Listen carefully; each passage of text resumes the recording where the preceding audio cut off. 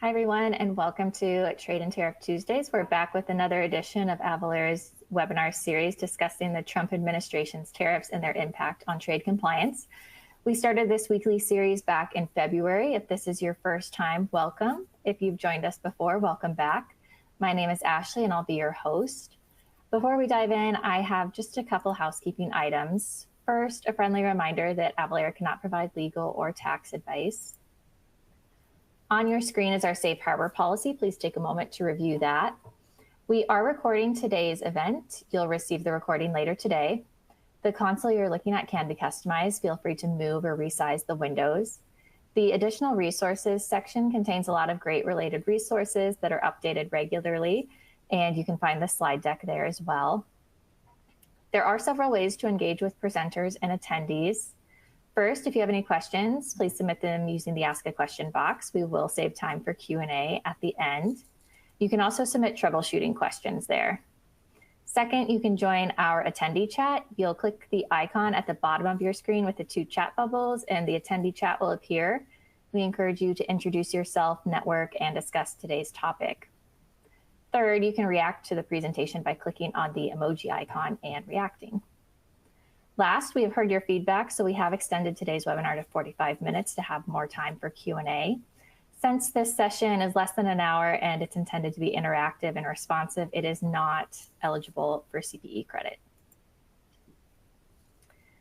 A quick announcement, registration is open for future sessions of Trade and Tariff Tuesdays, so be sure to get these on your calendar for the next month. The links to register are on your screen in the About section, and they'll be included in the post-event email if you don't have a chance to register right now. All right, let's meet today's presenters. We're joined by several members of the Avalara team. First, we have Craig Reed, General Manager of Cross-Border, Patrick Frith, Senior Director of Growth for Cross-Border, and Marty Taffet, Senior Business Development Manager.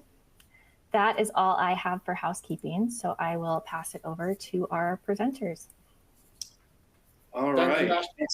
Yeah, thanks, Ashley. Welcome, Marty. Glad you could join us on the webinar today.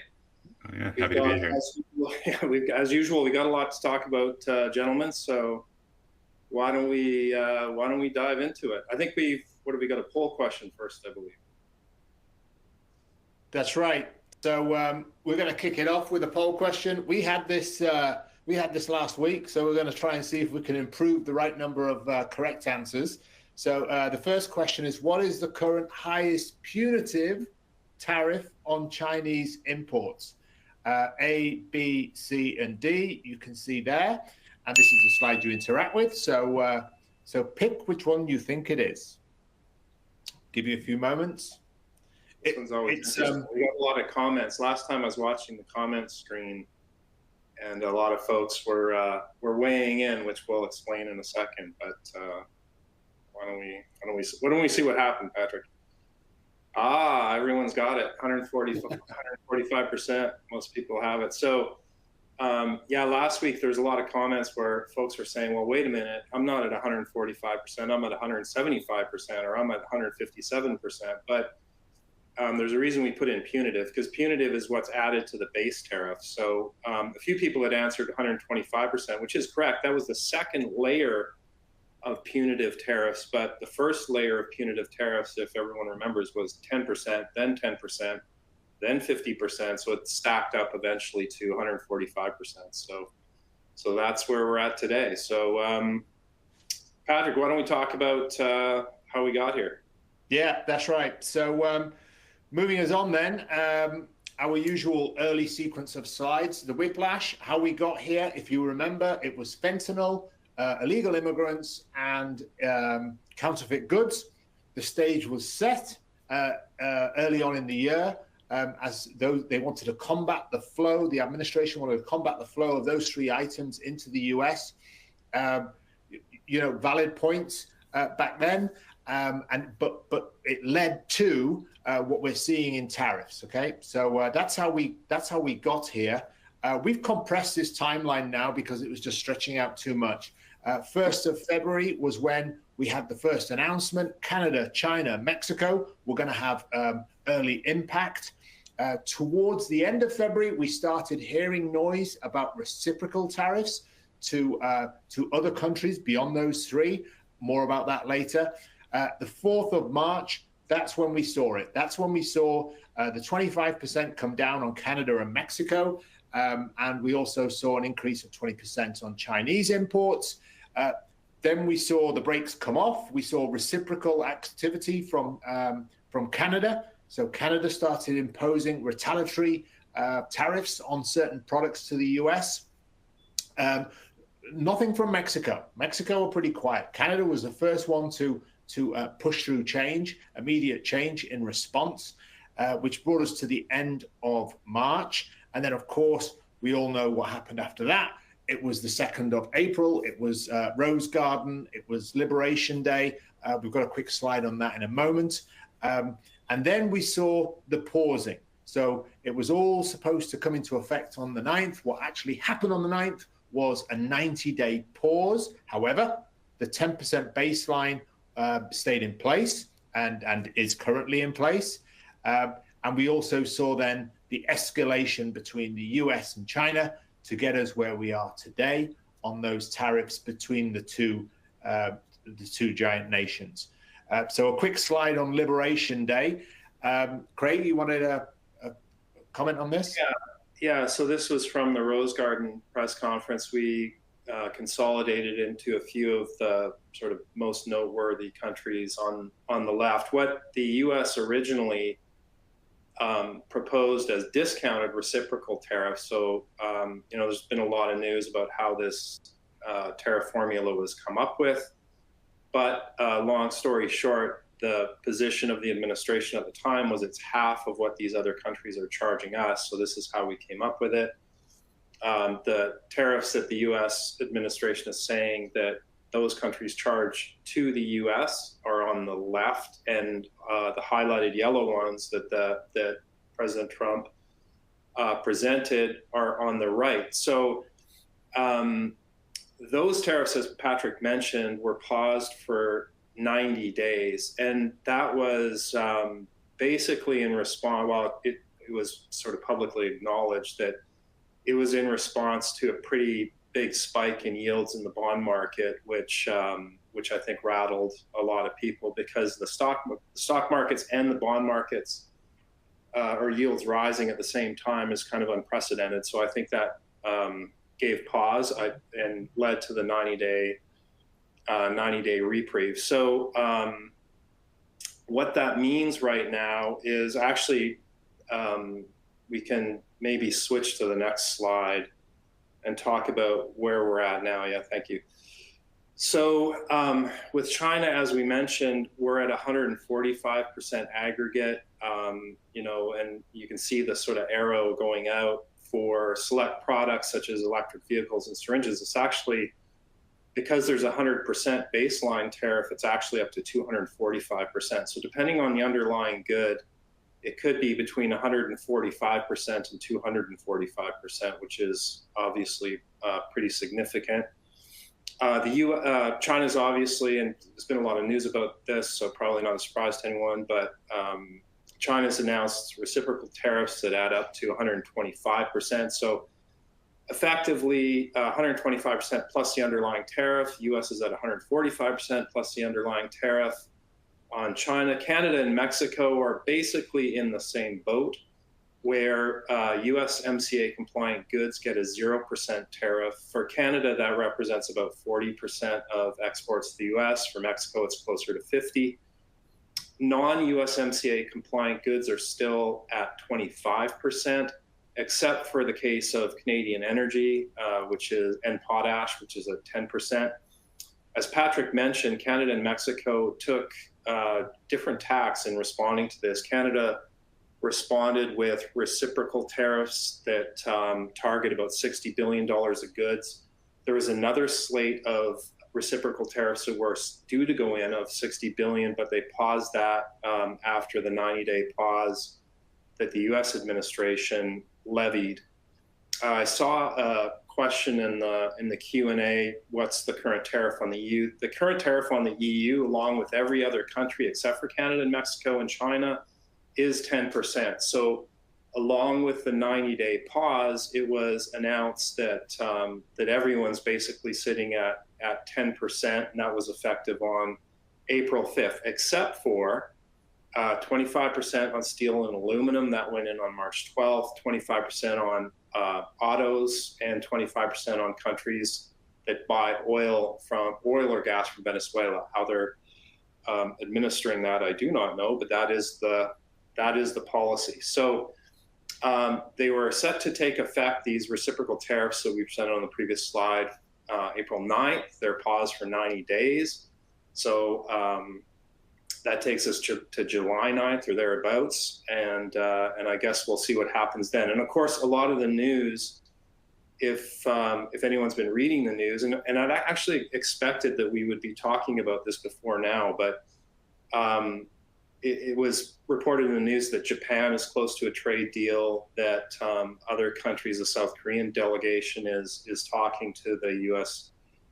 Trade folks. So I'd expect that there will be some more deals announced. Whether or not that deal takes place between the U.S. and China, obviously we'll see. But you know, what happens over the next 90 days, I would expect are going to be trickled out announcements of deals between the U.S. administration and different countries that are originally announced on the tariffs. So that kind of takes us through the whole tariff picture. I guess we move on now to another important point, which is really timely. Yeah. Which is de minimis. So that's happening May 2nd, guys. De minimis is going away for anything made in China. Yeah, it's extraordinary. It's just a couple of weeks away now. So we have, for the longest time, we have been very, very comfortable here in the US with a $800 de minimis. It changed really when it changed from 200s to 800. It really did change the shape of trade into the US. Obviously, the internet allowed for quick, easy shopping, fast fashion, apparel, consumer electronics, all these things which are typically under $800 coming from China or made in China. Just arriving on our doorstep in record-breaking time on the 2nd of May, that what we're all very familiar with goes away. Anything of any value coming from or made in China or Hong Kong will now have to go through an informal or a formal clearance, and additional. The brokers will need additional data points to affect that clearance, and of course, duty will be levied on those items, whether it's a $5 T-shirt or a $100 drone, whatever it may be. If it was made in China or Hong Kong, it will attract now a duty, and a payment will have to be made by either the seller or the ultimate buyer.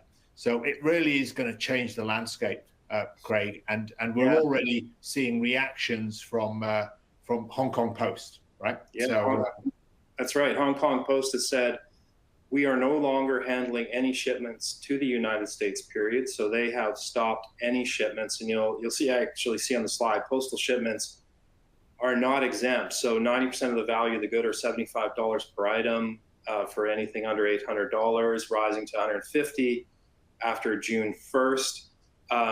DHL, which is in the news now, DHL has just announced that they are no longer handling packages of any value over $800. So, what Patrick just said was important, that the threshold for high value goods, which is a much higher standard of reporting, has dropped from $2,500 to $800. So that puts a lot of pressure on the carriers to report and to change their operational processes. So DHL is sort of first out of the gate to say, well, we're not handling anything over $800. So we'll see what happens to shipments after that. And that Hong Kong Post, that's a huge trade lane. Hong Kong to the US is an enormous trade lane because, as many of you know, Shenzhen, Pearl River Delta, the industrial heartlands there of South China, finished goods get put across the border at that point from Shenzhen into Hong Kong, and Hong Kong is obviously then the springboard to the world, including the US. Freighters, belly cargo on commercial flights, it all goes out of there. So for Hong Kong Post to just pull out is very significant. Well, suspended. They haven't pulled out. Let's use the correct word. They've suspended. So, but who knows until when? So yeah, it's really going to change the trade flows that we currently see across the Pacific. Yeah, and there's, I noted another question in the Q&A talking about shipping. We mentioned it last time. The U.S. Office of Trade Representative has actually announced a bit of a reprieve in how they're looking at Chinese shipping. And by that, I mean ships made in China or controlled by Chinese entities. There is a proposal to levy fees on them, pretty significant fees, actually. There's going to be a comment period, I think, starts in May, where they're looking for comments from the industry. The actual levies, as I look at it, just kind of before this webinar, look to be going into effect in October, and they're going to be staggered into place, or at least that's the proposal right now. So as far as shipping goes and shipping containers, that's obviously going to be a pretty dramatic impact if those costs are significant, which is certainly the proposal. So we'll maybe in the next webinar, guys, we'll do a bit more on what's happening with shipping as more information becomes available. Sounds good. We'll move on to implications to your business. Okay, Craig, the four horsemen, as you like to call it. Yeah, there's been a lot of discussion and obviously news about the tariffs themselves, but really underlying global trade, what matters. We talked about de minimis exemption. So, what level does duty and tax become payable? Every country has a different version of that. What's the underlying tariff code? Tariff code, or the HS code, it's commonly called, is what determines the duty rates in effect. So that is probably the most important thing that you can get right. The country of origin combined with the HS code or tariff code are what the actual tariff rates are themselves. And then the tariff rate times the declared value, which has to be accurate, determines your amount payable effectively. So it's that combination of four things that you really need to keep in mind when you're shipping. And I've always said that HS codes are kind of the Rosetta Stone of international trade, meaning that they unlock all the other elements, whether it's the actual tariffs themselves or whether that good is restricted into a certain country. That it's really, really important that you get your tariff codes right. So just wanted to kind of lay that groundwork, make sure everyone understood that understanding those things is very, very important for your business. And we had the comments in the Q&A last week, the confusion over that first poll slide, which was what is the current tariff from China? And we have people saying, well, I'm seeing 153%, I'm seeing 175%. People were seeing different numbers. And that's because certain products from China have already a tariff in place. So correct. To that tariff that's already in place, you add the punitive, as Craig mentioned, the 10, the 125 to get to the 145 punitive, which is why you're seeing different amounts. How do you know if your products are subject to different amounts? It's by knowing the HS code, because the HS code is a direct link to whatever that base tariff is. Then on top you add your punitive, but you need to know where your base is. Is it 0? Is it 10%? Is it 15%? Yep. Is it 17.5%? The only thing that can unlock that is, and give you that answer, is your HS code, because that is what triggers customs. That is what triggers that base tariff, and then the punitive stackable on top of that. Yeah. And the other thing that we see a lot is confusion over country of origin and point of origin. So point of origin would be, where is it shipping from? What, let's say it's the UK, it's shipping from London.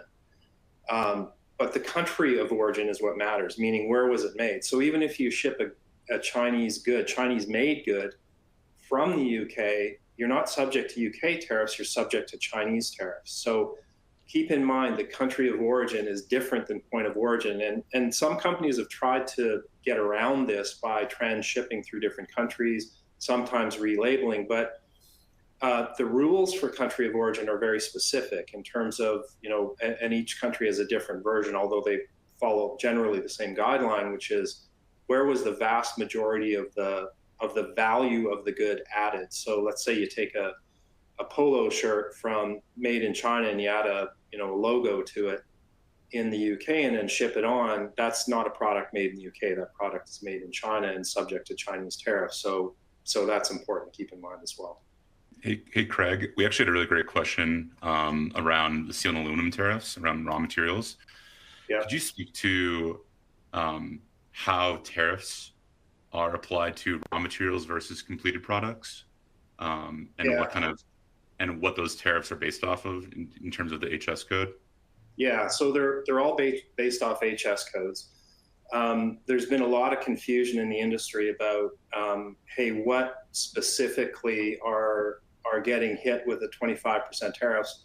The bottom line is it's all defined by HS codes. So the executive orders, the subsequent text of the executive orders that is produced by CBP outlines all of the HS codes that apply, and that's why it's important to know your HS code. So just because it's made of steel or aluminum, again, all those materials are defined by HS codes, and the HS codes sometimes are based on what the actual product's end use is.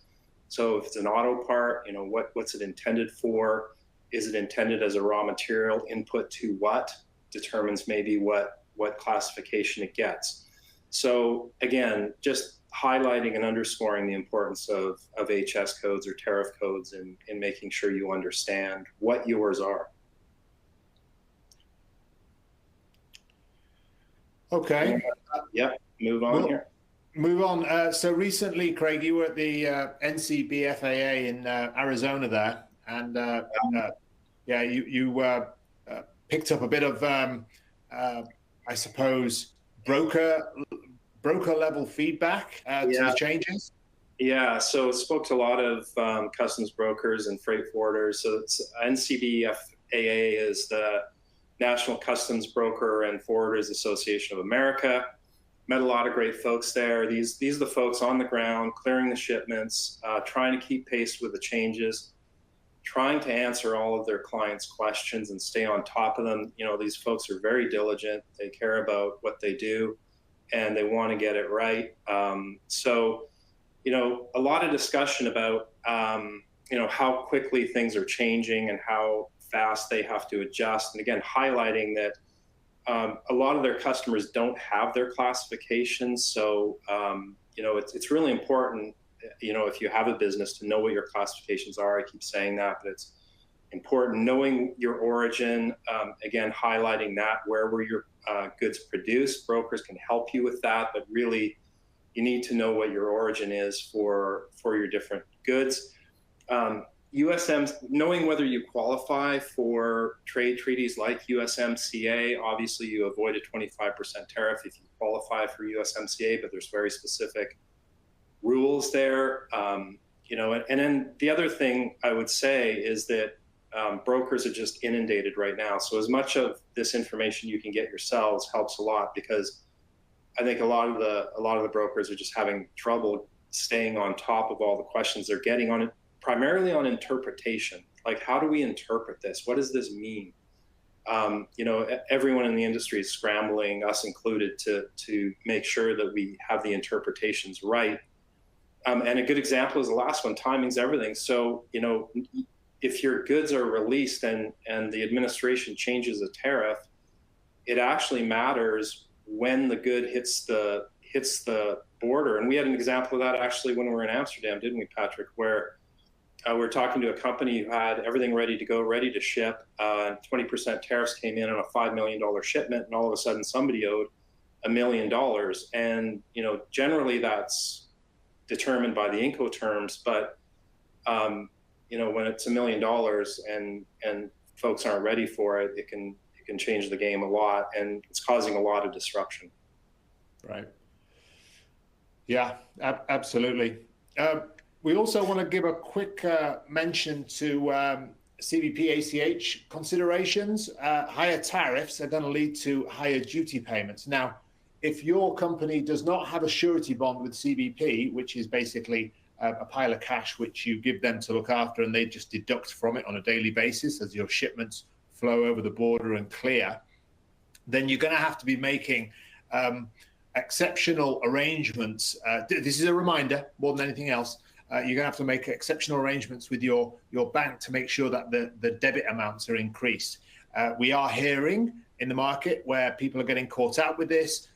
They're not used to the higher amounts, and their banks certainly aren't used to seeing the higher amounts, which have led to accounts being locked and frozen as they get to the bottom of the change, as you'd expect, right? There's mechanisms in place, as there is like with your credit card, right? If a certain amount, if you exceed a certain amount on a payment, you get a text message or a call, it's that sort of thing. So just to bear in mind, if you haven't come across this yet, you may, and just to make sure you and your finance teams make the necessary steps with your banks to ensure a seamless flow of cash to CBP as higher duty payments are being collected. Yeah. Actually, timely, I saw a question posted as DHL rule only for China, Hong Kong. My understanding is it's for everywhere, right? So they're just pausing. Yeah, globally, they're pausing shipments for anything over $800. And I don't know if UPS and FedEx are going to follow suit.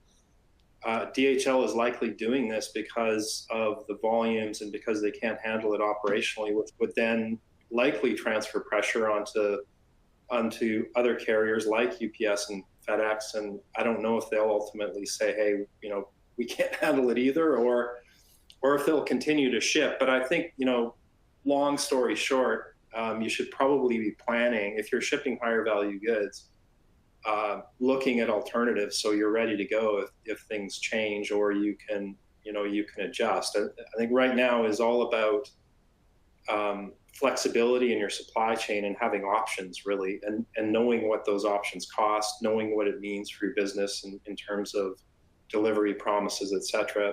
Tall order, but unfortunately that's the world we find ourselves in now. Yeah, B2B shipments still can move.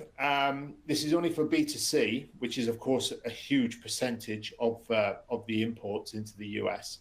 But B2B will still move. So, 5,000 servers coming from a factory to Microsoft, that won't be affected. However, they have said expect multi-day delays due to the formal clearance surge. So they're anticipating, not just them, but all the other carriers anticipating an increased surge in formal clearances for products coming in. So, as an operator, as an integrator, what do? You can apply a surcharge, I suppose, a tariff surcharge to help, because you're going to need extra brokers, you're going to need extra clearance agents, you're going to need warehouses are going to get stuffed up with shipments, so you're going to need storage. So you could, apply a surcharge to counter that, or as DHL have done, you could suspend, right? So you've got a customer's promise to deliver upon. You don't want that affected. So this is the way they've chosen. Fair enough. And like Craig said, it'd be interesting to see now what the two other big integrators, UPS and FedEx, what they actually do. We know Hong Kong Post have shut down that lane. So there's going to be a capacity shortage, I would imagine, especially in air shipments coming into the US. Well, we've got our guest star here, Scott Peterson, to tell us about the taxability of tariffs. Scott? Hi, Craig. Thank you. Yes, and thank you, Patrick, for mentioning surcharges, because that's what we're starting to see folks do, is they're applying a surcharge that's associated with the tariff that either they had to pay when they imported the product into the country, or that the person who imported it and sold it to them charged them. And states and local sales taxes are quite uniform on this issue. A lot of other issues they're not, but on this issue they're very uniform. And anything that goes in, anything that's imposed upon the seller in the way of a cost, a fee, all becomes part of the cost of goods. And when passed on to the consumer, it is subject to the sales tax. There is a slight difference on the use tax. So if you're an importer and you've imported something that you're going to use in your own business, you're a manufacturer, you've imported a product from some country and there's a tariff that's associated with that.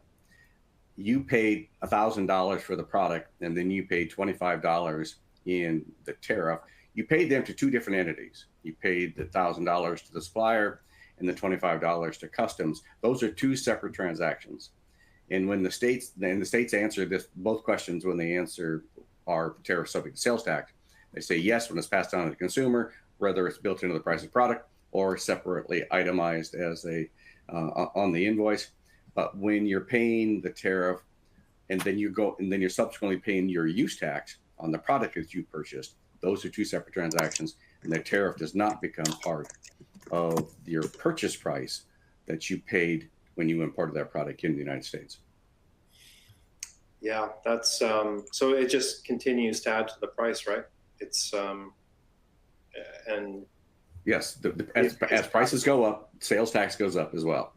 Yeah, and it all gets stacked on top. It's exponential, right? Yes, it is. Yeah. We talk about tariffs all the time. Forget about the taxes on tariffs. All right. So okay. Now. Yeah. So yeah, can you keep up with these changes? We've been through a lot of changes in the last 25 minutes or so. So shipments held up in customs, we've spoken about that ever since the very first webinar. So and we're hearing now carriers suspending trade lanes and so on. So they're obviously very concerned about it as well. So we can expect to see that to continue. Penalties and fines, they're real for non-compliance. So become compliant. There's legislation in place to impose penalties and fines against non-compliance. So getting compliant with your HS codes, with the declared value, with your country of origin is very, very important. There's no avoiding compliance. We need to be compliant. Under or overcharging customs, it's always a problem. Either is a problem. If you're paying too little, big problem. If you're paying over, then it's coming out of your pocket. That's another problem. So you've got to pay your customs and duties to the penny, bang on. And then, of course, the poor customer experience, that promise that you gave a customer when you signed a contract, when you made an agreement, supply chains can really let you down. So something to keep in mind. Okay, 5 proactive steps. We listen to the market every single day. We listen to customers. And what are we hearing? Well, we're hearing that they're exploring diversification of shipping carriers. Very, very topical right now, given the DHL news, and or sources of supply. Automating global trade compliance. You can get yourself in a real muddle if you try and do this on a spreadsheet in the office. So there are ways in which you can automate trade compliance. We're going to show you an example shortly. Work with your customs broker. Lean on them. Lean on their knowledge and their expertise, how they're handling it, how they're spreading volume across different entry points to reduce risk. Always a good idea. Ensure your product details are compliant. Don't be vague in your product descriptions. Be as detailed as possible to ensure that you stay compliant. And of course, inventory. We've got a 90-day pause, right? So a lot of companies are building inventory using that 90 days. I read Apple flew 5 planes of iPhones, 5 freighters of iPhones into the US to avoid the tariff change. As it turns out, it was paused anyway, but they were building inventory here in the US to absorb the short-term headwind. Okay, with that in mind then, just a quick poll here on how you are planning to adjust your supply chains due to the impending global trade changes. This is one we track. We've got A to F here, and we give you an opportunity to to select where your mind is at the moment in terms of adjusting supply chains? Yeah, and it's been, and I think we'll continue to see the same answer until the 90 days are up. But why don't we see if it's consistent with prior submissions? Yeah, I don't know yet. I think that's that's actually continuing to increase. So, yeah, why don't we just flip quickly to how? Yeah, so I don't know yet. Continues to be high. It's continuing to go up. I think we're going to continue to see that until that 90-day pauses up. So I'm curious too. Like, we got another poll question here, just to understand what folks are thinking. What are your plans for addressing these increased costs? Are you passing them on? Are you putting a tariff surcharge in? Do you plan to absorb the cost? We've talked to companies who say, hey, we're going to try to absorb the cost in the near term until this all shakes out. What are you doing as a business to try to navigate these changes? I'm curious to see. Give you a couple seconds to answer that. All right, what do we got? Oh, wow. 100% are including a tariff surcharge. Well, what we saw last week was the combination of passing the additional costs or including a tariff surcharge added up to close to 100%. Right. So, that would indicate that we're headed for inflation, actually, if all of that is true across the industry. So what can folks do about it, Patrick? So taking action, you've heard us speak a lot about HS codes. And as Craig says, it's the Rosetta Stone. You've got to get your HS codes absolutely right, because they define exactly how much duty you will pay when those products enter the United States. So HS codes, tariff code classification is something which is step one in global trade compliance. Step two then is using software to calculate duties and taxes ahead of the shipment even getting here. Okay, so you know how much you're going to be charging the end consumer, or if you're paying it yourself, you know how much to expect from CBP when the entry is done. So just getting ahead. Nobody likes horrible surprises. The example that Craig gave of the $5 million shipment coming over to the US and $1 million in tariff that wasn't expected. Nobody likes that surprise. That's not a pleasant surprise. So anticipating and calculating ahead is something which Avalara can help you with. Now, we asked last week, we showed this slide. This was just a screenshot of one of the ways in which we can help. This is self-serve tariff code classification. And we listened to what you said last week, and we've actually produced a demo. It's going to run for about 45 seconds.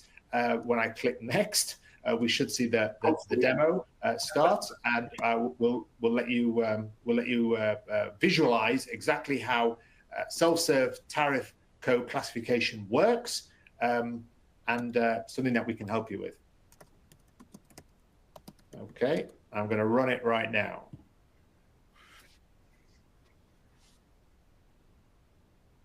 Welcome to the Avalara Tariff Content Classification Tool demo. Click to learn how this tool can accurately classify your products. First, choose the country of import. In our example, we will use the US. Click to proceed.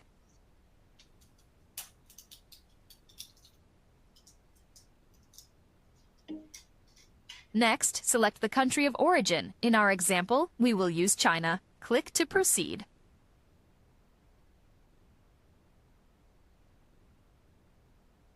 Next, let's describe our product. Click to proceed.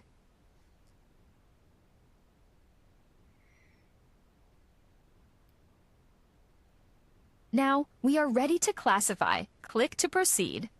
The tariff classification tool needs to know a few more details. Click to select the upper material. Select the lower material. Click to proceed. We've now reached an HS. Click to drill down to reach the HS10. Since our product is a men's golf shoe, click to drill down. Since our product is not welt footwear, click to drill down. We have reached the HS8. Click to find the HS10. We have now reached our HS10. Click to see rate description. Here we can see the total duty amount for this product. This totals 28.5% general rate plus 125% punitive rate, which equals 153.5%. This concludes the demo.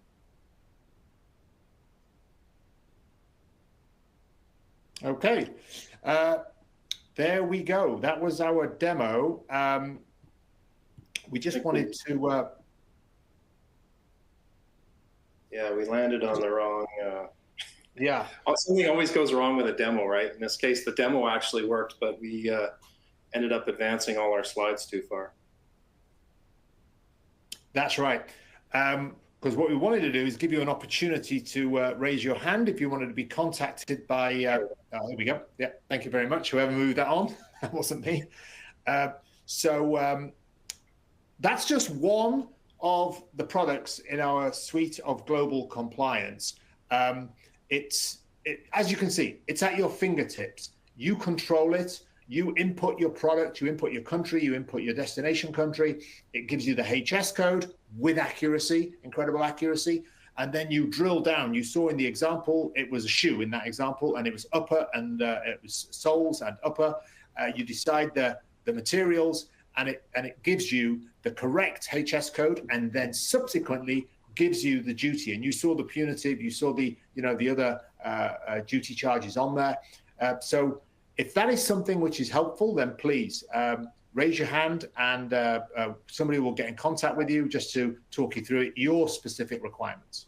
Yeah, and as Patrick mentioned, we have multiple flavors of that. Some that you can outsource directly to us, and some that you can power yourself, some that are fully automated. Obviously, we have duty and tax calculators.